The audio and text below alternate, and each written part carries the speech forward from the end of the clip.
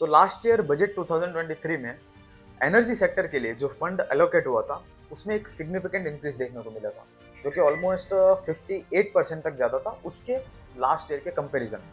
तो ऐसे बहुत सारे डॉट्स हैं कि जिनको कनेक्ट करते हुए बहुत सारी ब्रोकरेज फर्म्स लाइक जैसे एक्सिस सिक्योरिटीज ने भी पावर सेक्टर को one of the highest preference दिया हुआ है इस बजट 2024 में, जो कि कल आने वाला है। तो लास्ट ईयर जब बजट लॉन्च हुआ था, उसके जस्ट बाद से ही गवर्नमेंट ने बहुत सारी ऐसी बड़ी बड़ी स्ट्रेटेजीज एंड विजन्स क्लियर किए थे पावर सेक्टर के रिगार्डिंग।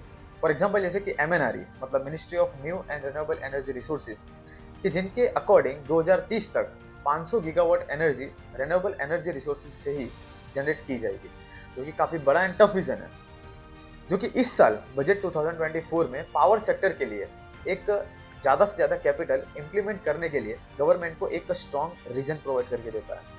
क्योंकि गवर्नमेंट को हर साल ज़्यादा से ज़्यादा ऑप्शंस करने पड़ेंगे ताकि ये जो टारगेट है ये थोड़ा अचीव हो सके। अब यहाँ पे सेकंड थिंग है इंक्रीज इन एनर्जी डिमांड।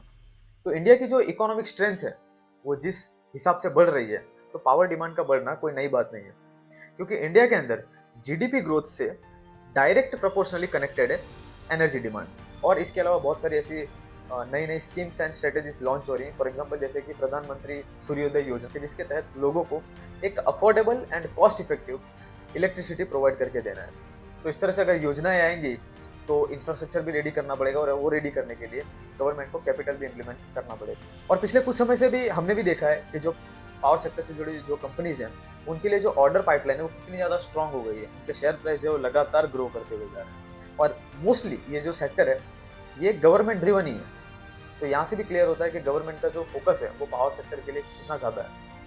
इस बजट में as a pre estimation report, government green initiatives के लिए अलग अलग तरह के incentives and solar module manufacturing के लिए जो पीएलआई स्कीम है उसको और ज़्यादा मॉडिफाई और इजी बना सकती है।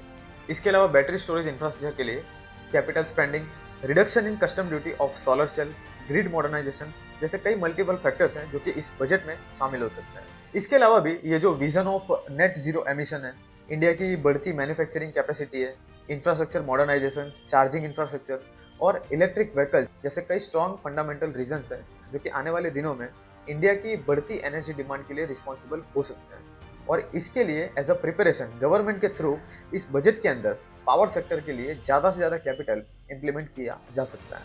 तो ये काइंड ऑफ स्मॉल इन्फॉर्मेशन है, एक छोटा सा तर्क है, जो कि अगर आपको पसंद आया हो तो प्लीज़ इसे लाइक कीजिएगा एंड चैनल को भी सब्सक्राइब कीजिएगा।